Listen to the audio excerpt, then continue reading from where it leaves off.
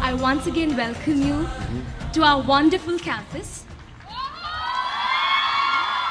And before we start, I would like to give an introduction about what we are over here. I'm Anugraha Kurian. I'm from Hyderabad, and I'm a fourth year BA student over here. I'm Snehali. I'm in third year BA B.Ed. I'm from Bangalore. I am Vedavyasa. I am in second year BSc B.Ed. I am from Anantapur district, Andhra Pradesh. So let's begin our question answer session. Yes, ma'am.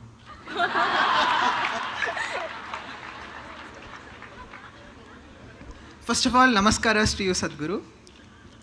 Sadhguru, I have worked very much hard to secure the first rank in common entrance examination and place me here. But my brother says me that it's my destiny that has put me up here. Is it really my destiny or my hard work that placed me here? Where's your brother placed, huh?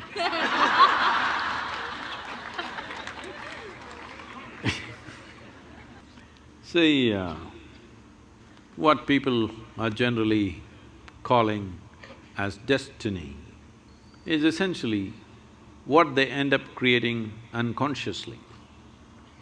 When I say unconsciously, as you sit here right now, as everybody sits here right now, there is physical activity going on within the system. There is mental process, there is emotional activity, and of course the life energies are active. Every moment, they are taking in hundreds of inputs, whether you're conscious or not conscious. So if I ask you a question, since this morning, from the time you woke up till now, of these four dimensions of activity, how much have you conducted consciously? What percentage do you think? Few things. How much percentage do you think? 25%. You are very generous man. It's well below 1%. If you walk from there to there, there will be 25 different kind of smells that you're not conscious of, but the body registers and records. There are 100 different kinds of sounds that the body registers that you're not conscious of. Like this throughout the day and night, in wakefulness and sleep, this is happening. When you are only conscious of less than 1% of your activity, definitely life will look like an accident. Hello? When 99% of the things that you're doing unconsciously, definitely life will look accidental. If the accident… See, it is so happened, somebody fell off on the street and had a brain injury, after that suddenly, they started working their mathematics in a wonderful way. But that was only one. 1,000 other people who cracked their skull never recovered from that, or they died, or those who lived on much diminished. So, being accidentally fortunate is not the way to exist. So, whenever a pleasant accident happens, we say it's destiny. Some of you even say, God doing things to me. When did you make a partnership with him? I don't know. So, shall I tell you a story? Are you okay? This happened. Sherlock Holmes, you know Sherlock Holmes? And Watson went out camping. And early morning, 3:30 a.m., Sherlock Holmes nudged Watson. He opened his eyes, "What? What do you see?" he asked. "Well, I see a clear sky and stars."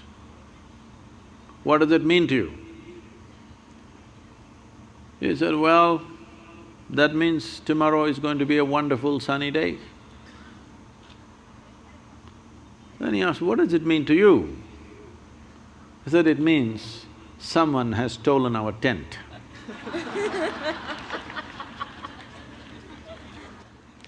So, We don't know what went missing, and something may fall here and there by chance, but that's not the way life works. If a human being doesn't take it upon himself or herself to make their own destiny, well, they're still having an evolutionary problem. That is, they're still not yet fully there. Because being human means this, that we can conduct our life consciously. Being human means this, that we can craft our life the way we want. But this destiny business is a good insurance to handle your failure. Whenever you fail, destiny, it's God's will. So this has been going on for a long time. This is not the fundamental nature of this culture. In this culture, we taught you right from ancient times, your life is your karma. Did we tell you or no? Nobody told you there is a God up there who will do things to you. We always told you, your life is your karma. This means your life is your making. No interstellar influence on you, it's you. Whatever, there are a million impacts on us, but what we make out of it is still us, isn't it? What is thrown at us is not in our hands. What comes our way is not in our hands, but what we make out of it is 100% in our hands. I must tell you this. When I first went to Coimbatore and we started setting up the yoga center, this is a country like this is very strange. Now they're all clapping their hands. But at that time, simply rumors, oh, they're doing drugs, they're doing something else, they're here to kill the wildlife, they're killing tigers, they're killing elephants, all kinds of things. Rumors going around, even media reporting these kind of things. Then 100 prominent people in the town meet and then they say, this yoga is spreading like a disease. These are the words. We have to do something. There some young hothead says, let's take a truckload of people and pull down the whole thing, because the whole yoga center at that time was just thatch roof sheds. So they decided they want to come there and pull down the whole thing and be finished. Today, it is among the most prominent places in the country, okay? So, when they said this, there was an old man who is no more, a wise man. He said, see, you don't know who you're dealing with. I know this man. If you throw stones at him, he will build something out of those stones. Don't throw stones at this man. So, what comes at you, you cannot decide, but what you make out of it is your thing, isn't it? This is where your dint is. This is where you are to prove who you are, because you can't decide what comes at you, but you can definitely decide what you make out of whatever comes at you. Thank you, Sadhguru. Sadhguru, all through school and college, we are taught to give importance to ourselves, self-love, self-confidence, self-esteem. What is this self-love? What's happening in your school? In society, I mean in general. Oh. They teach us to give importance to ourselves to such an extent that we no longer know how to be humble. So can you please tell us how we can become humble again? Oh. See, there is no need to be humble, or there is a need to be arrogant. Now that you're asking me this question, let me tell you. My daughter traveled with me, alone with me in the car, when she was 3.5 months old. I drove all over the country with this little baby in the car.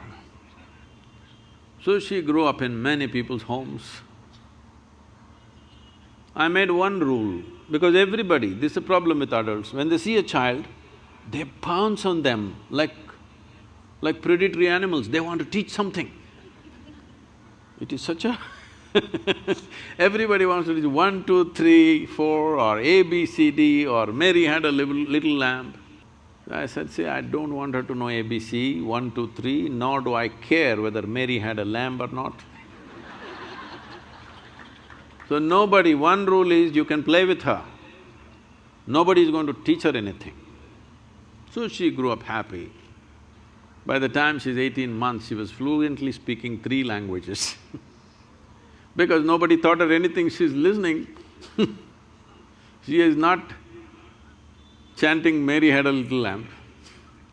No rhymes, no language, no mathematics, simply life.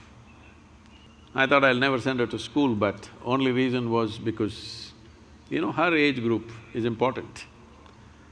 So, she went to school and when she was around 12 years of age, she came home one day, little disturbed about what happened in the school.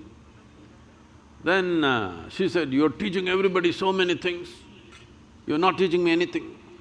I said, see, I'm not known to do things unsolicited. Now that you've come, let's see. See, this is all you have to know. Never look down on anybody, never look up to anybody. And she looked at me like this, what about you, kind of thing. I said, not even me. If you look up to me, you will completely miss who I am. If you look up to me, probably you will make a picture and nail me to your wall, but you will miss the whole point of who I am. You must look at me as I am, not looking up. Never look up to anybody, never look down on anybody. This looks very simple, but try it and see. In your mind, you've decided what is good, what is bad, what is high, what is low, what is virtue, what is sin, what is filth, what is wealth, everything. Everything is already determined. Once you've done this, there is no way. You cannot look up at something or look down on something. What you think is bad, you will look down. What you think is good, you will look up. If you remove this and just learn to look at life for what it is, you will effortlessly navigate through your life, effortlessly. Right now, this is the problem. You are looking up to some people, looking down on some people and trying to be humble with them. There's no need to be humble. Treat everybody as rough as you treat yourself. That is, if you're treating yourself rough. If you are pandering to yourself, try with others, then you'll get tired, then you'll treat them rough anyway.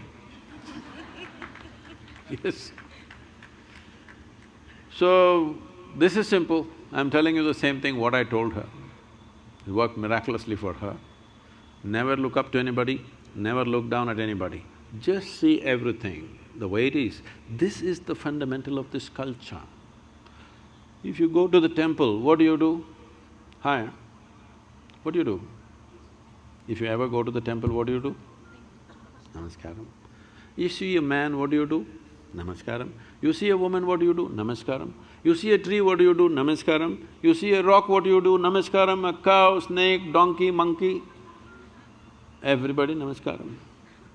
Because fundamentally this is what it means. This is called vairagya. Vairagya means… vairagya does not mean giving up your life and going somewhere. There's nowhere to go unless you go with that guy, outer space, they're going to send you out with a one-way ticket, I believe. Otherwise, where is there to go? Wherever you go, it's still life, isn't it? So, vairagya means this, literally means… vairagya means beyond color. That means you become transparent. If you're transparent, every dimension of life can pass through you, but leaves you untouched. You can handle life to the extent you wish. What you can handle, you handle. What you cannot handle, you don't. But in your life, if you do not do what you cannot do, that's not an issue. But if you do not do what you can do, you're a disaster.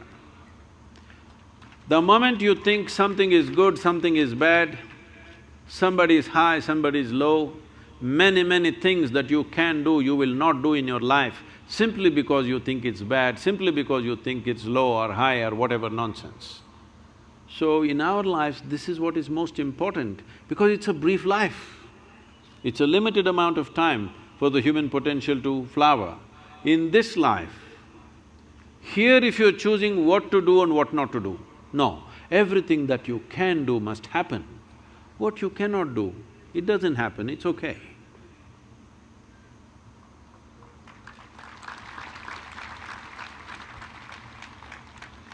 Sadhguru, I'm a student from science background.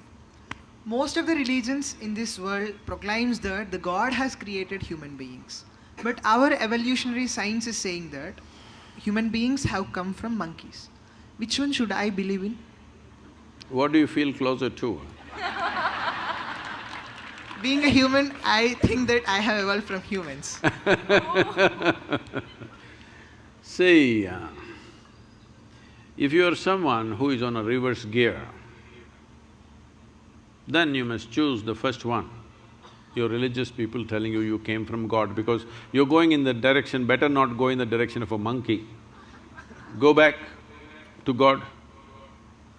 But if you're planning to evolve, then better go with Darwin because is there room for evolution for you or are you super evolved already? I'm asking. There is a room for evolution. Huh? There is room for evolution. If there is room for evolution, that means there is a possibility that you can become a better man than what you're today. So if you're going in forward gear, go with Darwin. If you're in reverse gear, go with God. Yes, because if you want to go on that path, that needs devotion. Devotion means, the word devotion comes from the word dissolution. You want to dissolve into your object of your object of devotion, whatever it is, you want to dissolve into it.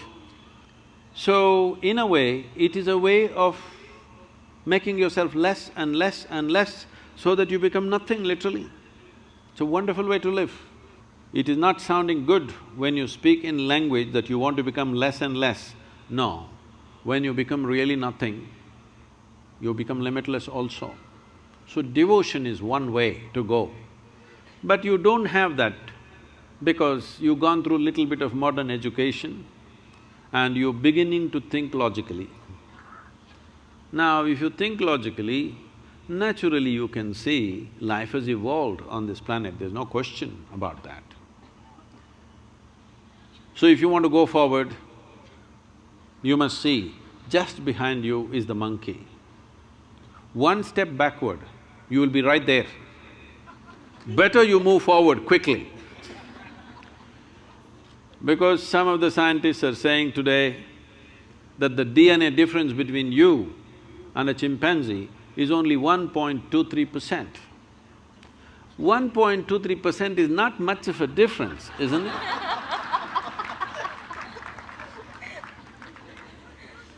Not much of a difference, isn't it? But see, just 1.23%, a world of difference. Isn't it so? Just such a small difference. Just see how big a difference. So, if you're not happy with 1.23%, you must accelerate your evolution. The entire system of yoga is just this, how to accelerate your evolution. In every dimension of who you are, how to hasten this process. Now that you're talking about evolution, whatever Charles Darwin said, a goat could have become a giraffe. It took so many million years. A pig could have become an elephant and it took so many million years. And a monkey became a man and it happened rather quickly. To such a point, anthropologists are saying that there must be a missing link somewhere. It happened rather very quickly. So now, if evolution happened, when you were a monkey, you did not desire, I want to be a human being. There's no such desire in you. Nature just pushed you on. It's just life's longing. It's not a conscious thing. It's just life's longing to get better. From an amoeba to here, just imagine the volume of work that's been done. Incredible, isn't it? Whatever number of years it took, maybe nobody is very clear about that, it doesn't matter. Because it is 1 million years, 10 million years, it doesn't matter. With our lifespan, 1 million is as good as 100 million. So it doesn't really matter except for academics. Whatever amount of time it took, from a single-celled creature to the human being, what a tremendous amount of work has been done. But now you've been rendered in a space where your evolution has to be conscious. 15,000 years ago, over 15,000 years ago, Adiyogi said this. When his seven sages asked, his seven disciples asked this question, how did life happen? You have heard of the 9 avatars. What are they? Matsya, Kurma, Varaha, Vamana, Narasimha, Parashurama, Rama… Not bad from Andhra Pradesh. Krishna, Buddha, Kalki. So, please look at what he is saying. This is very much in parallel with what Charles Darwin is saying. First is fish, Matsyavatara. Next is amphibious, turtle. Then he's skipping all the other small forms and coming to the mammals. The first mammal we're talking about, a boar or a pig. Among all the mammals, you will find, I can go into a lot of explanations, but there are people who hunt pigs. Wild boar hunters and eaters are right here. They know the hardest animal to kill is always a boar because it's so rooted in the body. Even today, if you behave badly, the girls will say, he's like a pig. Yes or no? So if something is very crude, you say it's like a pig. So, first animal, mammal is the pig. What's next? Avatara. Vamana. Matsya. Narasimha. Narasimha means half man, half animal. Next is Vamana, means a dwarfed man. Next is Parashurama, a full-fledged man, but explosive and uncontrolled, volatile. So volatile, he lopped off his own mother's head. Next one is Rama, a peaceful man. Next one is Krishna, a loving man, an exuberant man. Next one is Buddha, who is a meditative man. Next one is supposed to be a mystical man. This is not about those individual people. This is just, these people are being used as milestones. This is the nature of development of life. In many ways, this is running parallel to Darwin's theory of evolution. Darwin's theory of evolution is only 152 years old. Adiyogi spoke about this over 15,000 years ago. And then naturally the next question is, can we evolve further? Because you find right now when you want to study for your examination, you wish you had little more brain. Hello? Does it happen or no? So naturally question, can I evolve further? If a single-celled animal can become this much, can I go further? So Adiyogi said this. This is… modern neurologists are saying the very same thing in a different language. Adiyogi said, considering the nature of the solar system and the arithmetic, I will not go into the elaborate arithmetics of this, the way the planet, the moon, the sun, these three are very important. There are other six which are also playing an important role, but these three are most important. The planet Earth, the moon and the sun. This is why the entire yogic system is around these three aspects. These three have significant roles. Unless something fundamental about the solar system changes, he said, your body cannot evolve further, but you can evolve consciously. When we say we can evolve consciously, I can show you or we can take you as an experiment if you're willing. Yes. We can put you on something and show you that your very fundamental genetics will change within a matter of 3 to 9 months by doing certain things with your system. If you know, if you're willing to give yourself to a certain discipline, your very genetics can be altered, your level of intelligence can be changed, the way you experience life can be changed. So he said, you can evolve consciously, but physically you cannot evolve unless something about the planetary system changes. Modern neurologists are saying something very similar. I will not go into the detail because of the time, but you can evolve. So, if you're going forward, choose Darwin. If you want to go backwards, backwards is not a bad place. If you want to go backwards, don't think backwards is a negative thing, no. If you want to dissolve, you go towards God. If you want to evolve, this is one way. These are two different ways of doing the same thing.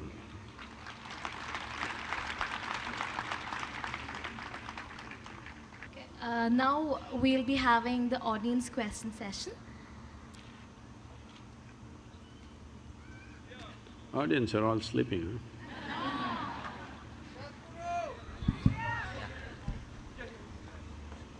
Namaste Sadhguru, I have a question for you. Where are you?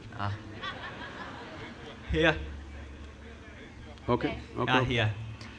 You said that Indians have so knowledge about everything. ಇವಾಗ ಭಾರತ ವಿಶ್ವಕ್ಕೆ ಗುರು ಅಂತ ನಾವು ಹೇಳ್ತೀವಿ ಎಷ್ಟೊಂದು ಕಡೆ. You're saying that or me saying it? ಈಗ ನೀವು ಆದಿಯೋಗಿ ಬಗ್ಗೆ ಎಕ್ಸ್ಪ್ಲೇನ್ ಮಾಡಿದ್ರಲ್ಲ ಸದ್ಗುರು, 15,000 years ago we had that knowledge ಅಂತ. ಹಂಗಿದ್ಮೇಲೆ ಆ ನಾಲೆಜ್ ಅಷ್ಟು ಗ್ರೇಟ್ ಇದ್ಮೇಲೆ ನಾವು ಏನಕ್ಕೆ ಅದನ್ನು ವಾಪಸ್ ತರೋಕ್ಕಾಗಲ್ಲ, ತಂದರೆ ಹೇಗೆ ತರ್ಬೋದು?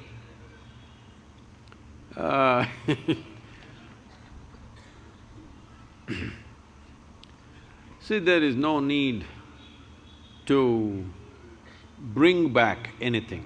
Always people are talking in terms of how to revive this, how to revive that.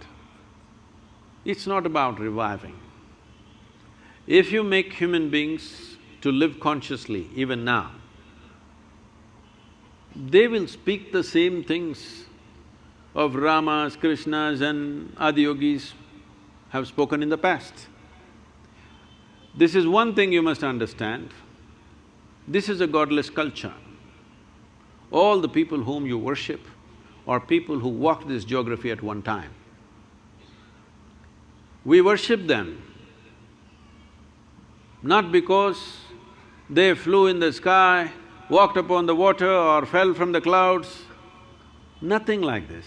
They went through life just like you, all the trials and tribulations, much more drama than your life. If we have to take examples, well, we can take Rama, because even today he's having real estate problems. After so many years, after nearly 6,000 and odd years, still he cannot settle his property. So, this happened right through his life also. At a young age, he became a king, rightfully, because he's a prince, coronated, became a king. Due to some political reasons, he's sent to the forest and he has a young wife. She's not a tribal woman, she's a princess, not fit to be in the jungle. Well, in your television serials and movies, you might have seen Rama, Sita dancing and you think it's some kind of a honeymoon. No. Going to the jungle is a punishment. If you don't know what I'm talking about, I've lived in jungles for weeks by myself, surviving in the jungle. If you stay there for a week or 15 days and come back home, people won't recognize you. Head to toe you will be bitten by insects and you will be a different thing. Especially if you take the girls, you cannot even recognize them when they come out. Yes. So, going to the jungle was not some kind of a picnic, it was a punishment. And as if that was not enough, these Sri Lankan people came and kidnapped his wife. You know the story. This is not here, this is in Ayodhya. They took away his wife. After all, he's a king. If one wife goes away, he could have found another local solution, because it's allowed for the king. He could marry 100 if he wanted. But the man loves his wife so much, he walks all the way down, not with an army, just with his brother, all the way down. She must have meant so much to him because there is no GPS location as to where Sri Lanka is. So I want you to understand, it's over 6,000 years ago. Then he gets there, builds a Tamil army. Tamil people are here also, I think. See, look at that. So builds an army, crosses over, fights a battle, kills hundreds of people, burns down a beautiful city, then gets back his wife. Then a few months of being together, living as a king, she is fully pregnant. In that condition, again some political turmoil happens and he sends her back into the jungle. He's not getting rid of her. This must be understood. He's not getting rid of her, she means the world to him. Not just that, for a king, for an emperor, wife is pregnant is a big deal because the hair. No sonogram, so you don't know whether it's a boy or a girl. It could be boy, it happened to be boys but he sent her to the jungle. Today many women's groups are asking me, Sadhguru, what kind of a man is he? Just because somebody complained, he sent his wife to the jungle, we don't like him. Then I said, see, do you want a leader in this country who will put the well-being of the citizens of this nation above the well-being of his own family? Do you want such a leader or no? That's the man he is. Because it's causing distress to the people, whatever their own beliefs about her, so he sends her out. If something truly terrible has to happen in somebody's life, knowingly or unknowingly you killed your own children, this is the worst thing that can happen to you. He almost killed his own children, he fought a battle, nearly killed them. Fortunately, it did not happen. Then Sita dies in the jungle, never gets to see her, nor she gets to see him. You call this a successful life? It's a serial disaster, isn't it?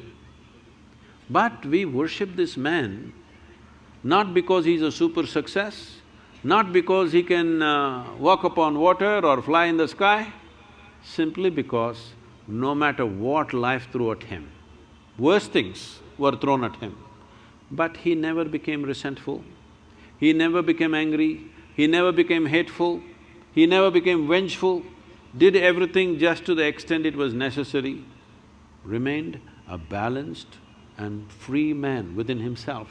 It is this freedom that we are bowing down to. We are not bowing down because he is miraculous. Everything that can go wrong in life went wrong with his life, but still, life could not get him. This man is above life. It is that one quality that we bow down to because that's the only quality we have valued in this culture. If you have forgotten, I'm sure your mother and grandmother's conversation, if you heard, without uttering mukti, moksha, karma, prarabdha, never was a conversation. So the only value in this culture has always been liberation, freedom. Mukti is the goal, not God, not heaven, not the pleasures of heaven, only liberation.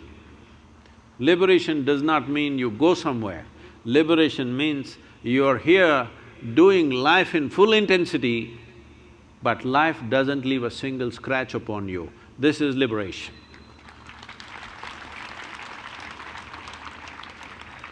Thank you, Sadhguru. Now we'll have a social media question. The first question, Sadhguru, it is from Brinda. Will uniform civil code be a possibility in India? I think at least after 1 or 2 generations of utilizing the caste-based reservation in education and jobs, the 3rd generation should not be given reservation. Well, these are two different things. It's a two-in-one question. uniform civil code, is it a possibility? Well, we must make it possible. As long as you have a nation where different people have different rules, you will keep people different. If you want to make all of them Indians, there must be one law in the country. There is no other way you can integrate a nation. One law for you, one law for me. Definitely we will be two separate people, we will never identify ourselves as one nation. So we are continuously facing this problem, but we don't have the courage to fix it. It's time to fix it. Reservation is another matter. I know there is a lot of resentment among the young students. I didn't get the seat, somebody with lesser marks got the seat, all these things. But we must understand this. We have treated a whole mass of people in this country for thousands of years like subhumans. Even today, if you go into the villages, they cannot draw water from the same well, they cannot drink tea from the same cup. In a restaurant, it's separate. They cannot walk through certain streets, they cannot walk in front of a temple, their dead bodies cannot go through the village. When you treat people like this, if you don't give them some privileges to get back to level playing field, it will not be fair. But at the same time, entry point reservation should be there, promotion point definitely has to go, both in employment and in education. You give them entry, but do not promote them without the necessary credentials. This has to happen, otherwise we will sacrifice competence for reservation.